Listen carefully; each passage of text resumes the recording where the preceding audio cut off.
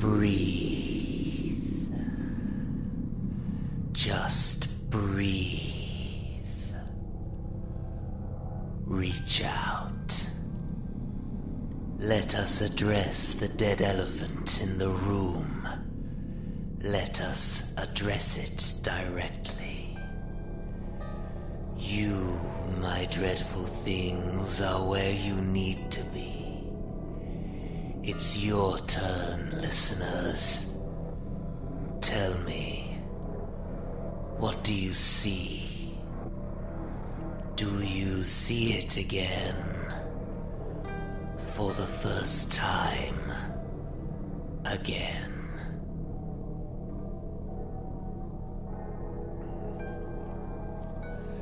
I do sometimes wander the never not there, the place where our stories lie. The dancing memories that fade into the grey sand of the Badlands. We all wander together, clutching our memories, tight, intertwining and defining millions more, and none at all. How big is your head? Do you know? Can you grasp the very metrics of imagination? A few inches across your skull, beyond which lies another universe. Our universe. Will you come fly with me? Or will you walk alone? Does it matter to you? Shall we gallop through the fields where demons lie, or onto the room of truths to eat humble pie? Nothing to see, nothing to see here. Oh, now it just sounds like I'm having fun. I hold your time in my hands.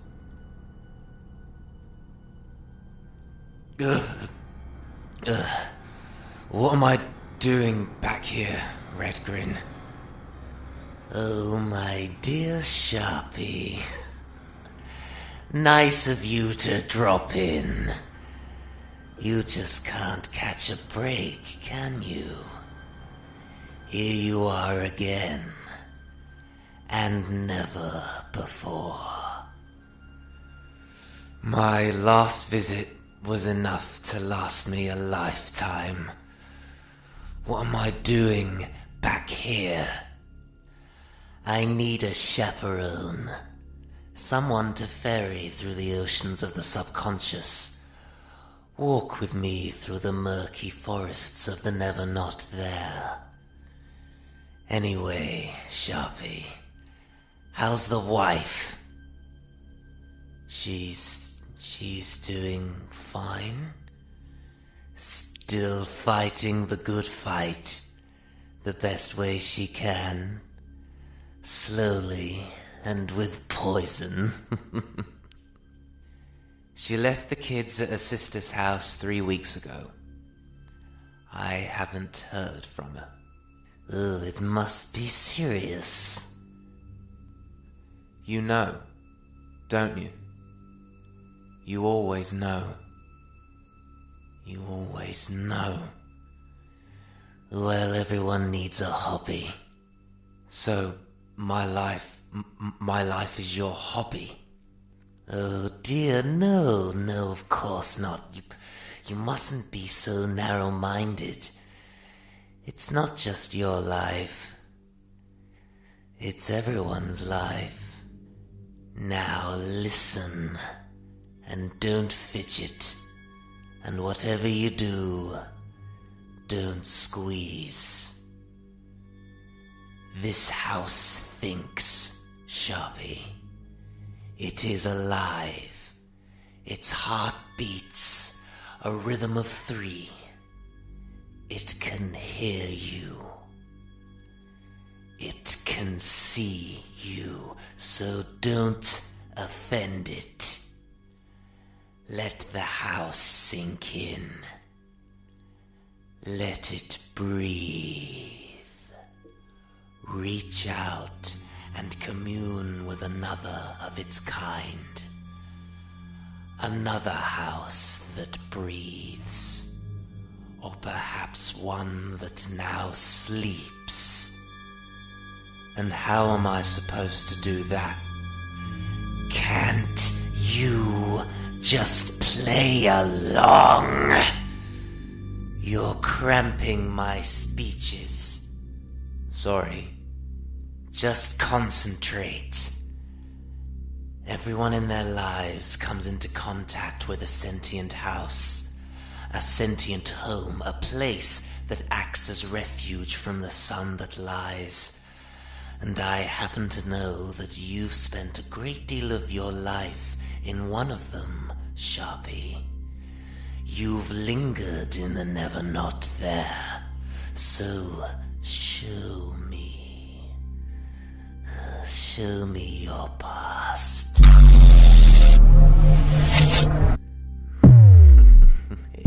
Sharpie. Love what you've done with the place. I know this place. I've been here before. Of course you have. This is where I grew up. My father's homestead.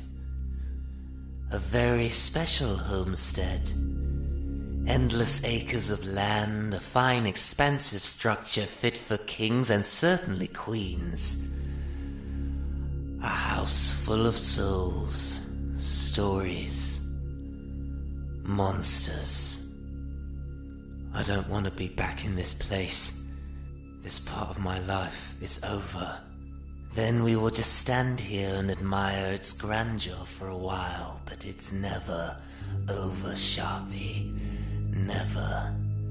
You think I didn't know about this part of your life? This first part of your life? You think I just invited you into my establishment and dropped all of your wife's super secret agent secrets out to you all at once? If I didn't already have a special interest in you. A special interest in all of you. You've been watching me since the manor. Is that what you call this place? The manor? Your childhood home? The place where you sealed your fate? Can we leave, please? No.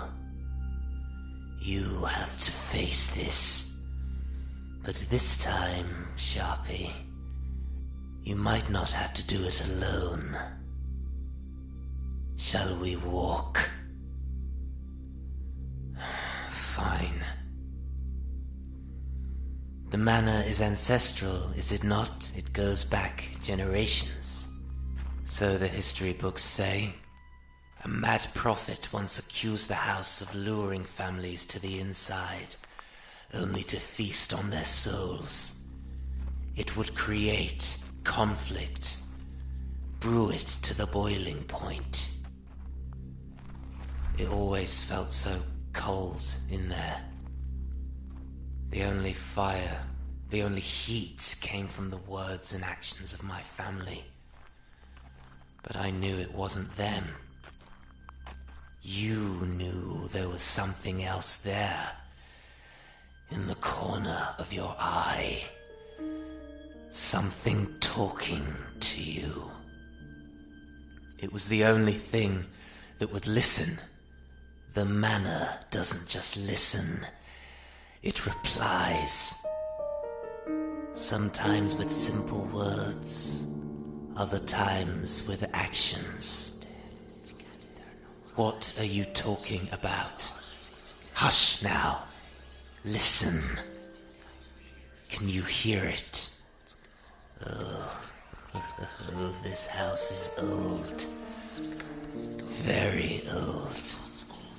The outer landscape of this establishment has grown around this structure. We've had some cowboys in here. I don't understand. It is chaos magic, Sharpie. Still not getting it. Soup. Really not helping. Have you ever tried to summon a demon? A god? A small night imp, perhaps? What kind of question is that? The kind that needs an answer, you dingbat. Not that I can remember. Well, summoning a demon or a god is easy if you apply chaos magic theory. Explain. Energy, Sharpie. Soup. Energy is everything. You do things, you produce energy, but it doesn't just stop at the physical. You do certain things, certain changes occur in your consciousness. It doesn't have to be a god or a devil. Not directly, anyway. Actions have representation. Words are timeless. The house is not only feeding on the conflict of its inhabitants, it's recycling past conflict to fuel the new conflict.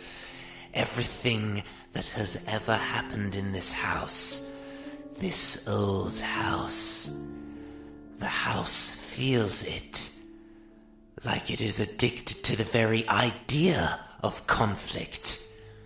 That is all it knows. Chaos magic has been practiced here. There is no question. Okay, but what did you mean by soup? That's what chaos magic is. Never not there, soup. But this soup has been poisoned. It shouldn't be like this. There should be memories of joy as well as pain. It's a living thing. It needs both. Why would it feed on conflict? No, that is not the right question. It's feeding on conflict because it's a living gateway. The never not there is the space between dimensions. This house is what you might call a representation, a manifestation of that space. You ever had a noisy neighbor? Don't answer that. I know you do, in the block of flats you live in on Maddox Street. He's always playing music until the early hours. It drives me insane. Exactly. Exactly what? Well, think about it. There is a wall that separates you from your noisy neighbor. Paper thin and poorly constructed. The situation with the manor is not dissimilar. For example, there is a wall you can't process in its true form, that separates the dimensions. As I said, the house is a living manifestation of that wall, and so it somewhat projects muffled whispers of what is beyond the transparent dimensional veil. So, whoever lives in this house hears echoes, sees footprints of the souls in the next world? Poetically put, my dear friend. But if the house caused everyone who lived in it to go insane and do things completely out of character, things that you will be witnessing when we go in there, then what the hell is happening in the next dimension? That, Sharpie, is the right question. Are you ready? No? Good. There will be something very wrong if you were. When we get in there, do you mind if I narrate? Narrate? What the hell are you on about? Well, the house isn't the only one who's listening. I don't want to leave my dreadful things hanging. That sounds disgusting. Will you get your mind out of the gutter? We are going in there, so suck it up. Redgrin's log, stardate 349707.295. What the hell are you doing? Stardate. Seriously? Never you mind the format in which I present the date and time to my listeners. Some people like stardates. They're accurate. And you should be paying more attention. In case you haven't noticed, we seem to have wandered directly into 1973. The 17th of April, if I'm feeling it right. That's my birthday. My actual birthday. Oh, the night you were born. What was going on here? I was being born upstairs. No, there was something more. There is a giant entrance hall beyond the double doors. White marble floors stretching ahead, turning into stairs to the upper decks of the household. The only light, the moon above, the moon that laughs.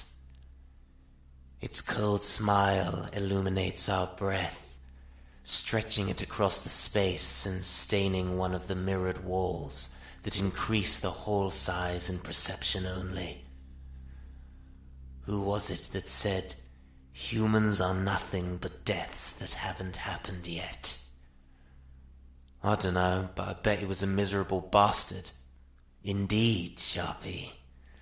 A wiser man would reply with something like, births that already happened? And are you that wiser man? No, of course not. I'm what you might call a downward Debbie. I assume at this point that the staff would be tending to your mother's every need. I assume so. Well, they did everything else for her. They practically raised her children. Why not help deliver them into this world? It's not that you're bitter at all, of course. No, of course not. It wasn't all bad. We had a live-in doctor. But are we just going to stand here? It's freezing. I'm thinking. Well, that's a relief, because you're usually talking. Hush now. If a child is being born in your household, it's a big event, especially if it's your child, so I imagine that all eyes would be on the mother. But what else was going on? This house is vast. Are you telling me that every single person was present to assist with the birth? Which seems kind of intrusive. I'm not telling you anything. I don't know. I'm not the best person to ask, as I was busy being born at the time. You're the perfect person to ask. You've lived here for years amongst a disturbingly large group of people for a blood family of 4. There must have been all kinds of people here from all walks of life. Dangerous people. Dangerous things you could have learned from. I don't know. Think, Sharpie. Dangerous people don't break into your home. They live in it. So go look. Start with the night of your birth and work your way up. The house will take you where you need to go. Go look. Yes. Go look. It's your house. I'll stay here and follow your brain. I need some time to contemplate, and someone needs to keep an eye on the exit. Otherwise, we'll both be stuck in here. Follow my... I don't even want to know. Don't get lost now. And don't lose yourself either.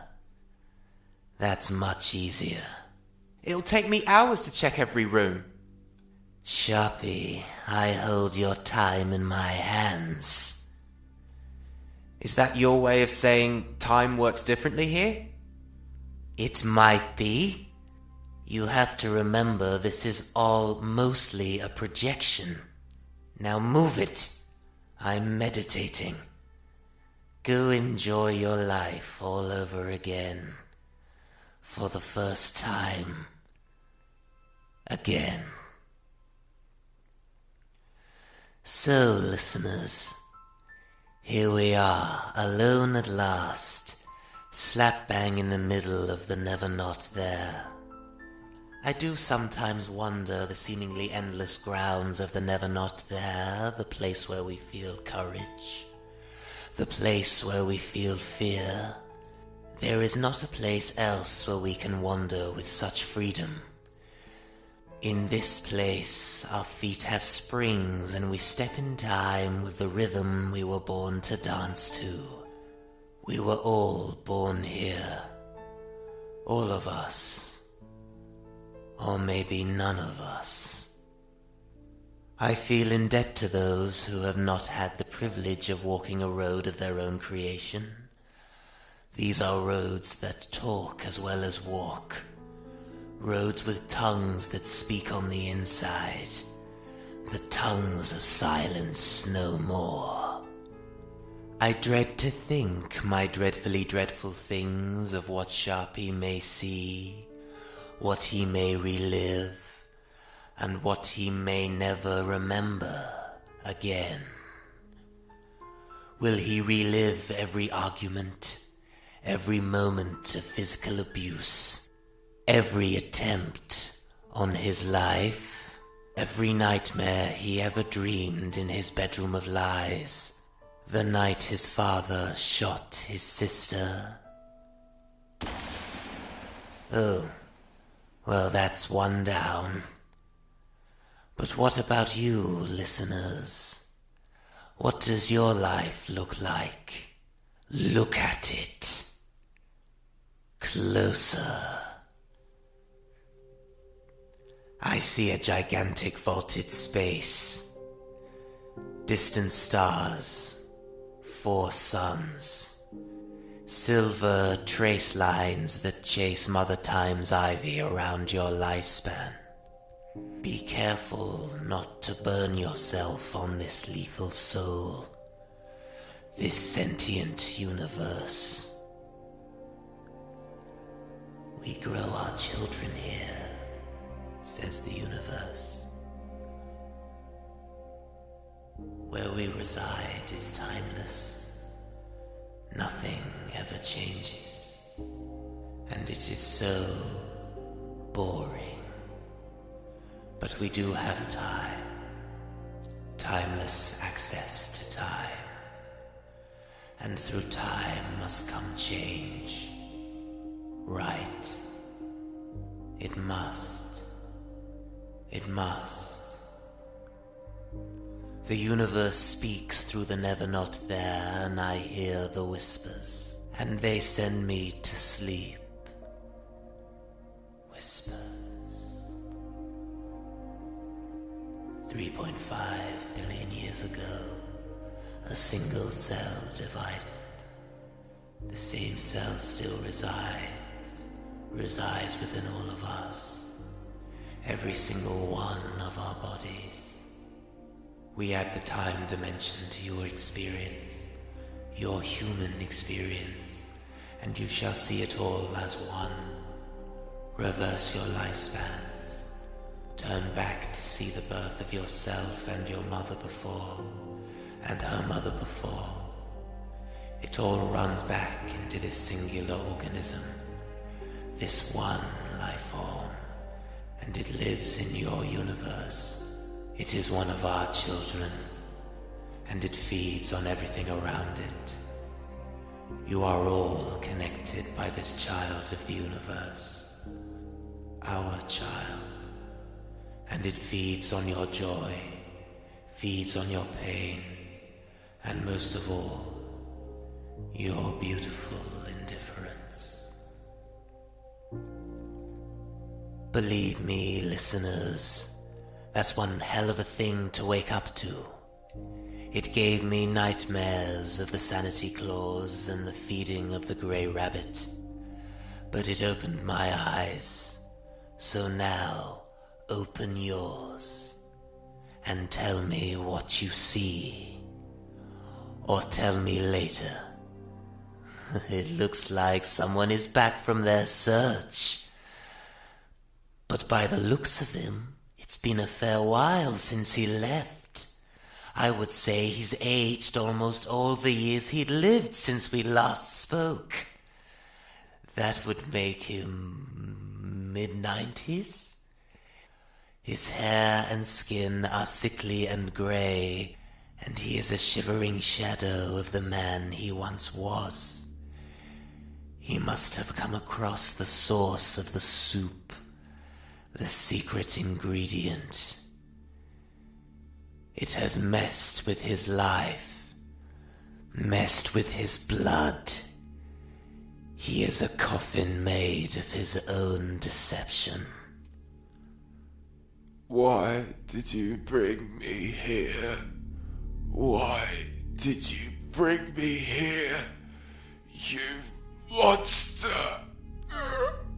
Did I not mention that if someone is to have the cursed privilege of witnessing his or herself being born by way of the house's magic, the house's rules, if you will, the witness doubles in age and is free to share in the ever-decaying wisdom that is the world of the elders?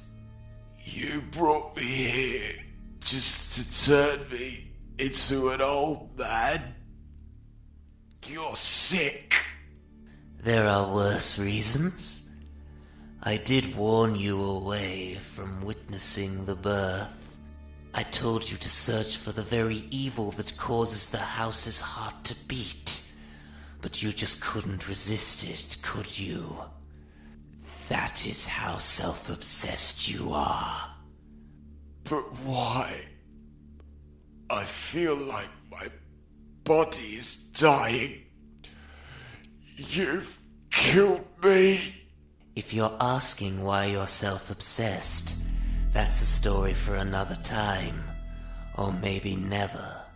But if you're asking why I killed you, in a bizarre way, no less, I'll tell you. Because you killed your wife. You're lying. I didn't kill anyone. Still denying it, even now? At your age? On the brink of death and still in denial? Who was it that said, in their last moments, people show you who they really are? I can't remember, but I'm sure he was a better man than me. You killed her, Sharpie. That's where she really is, in the ground. And you thought I wouldn't find out. She was putting the children in danger. No. She was keeping them safe, keeping them right by her side, away from you. Oh, don't pass out just yet. Come on, show a little spine. Look at me. Look at me. Your moment came in the form of a mission too dangerous for your children to accompany. The night before, she was due to leave. Leave possibly to save the world. Again. Maybe for the first time. Again, you sprang into action, gutting her with a knife in your own family home. You stabbed her multiple times in the chest. The demons of envy surrounded you that night. The same demons that reside in this house, in this manor, if you will. When you ran away from this place, those demons followed you, whispered to you, commanded you. It's not about blame, Sharpie. It is about justice. And you have been served with a special kind. You will lie here in the entrance hall to your very own life, forever on the brink of death, doomed to live these last moments eternally. You do not get to die. Dying is easy. Living is hard. It is in dying that we are born to eternal life. And yes, that was as poignant as it sounded. Sharpie, I will leave you with these words. Words uttered by a greater man than me. Maybe they will bring you some peace. Although, I sincerely hope that they don't. That is not dead which can eternal lie, and with strange eons, even death may die.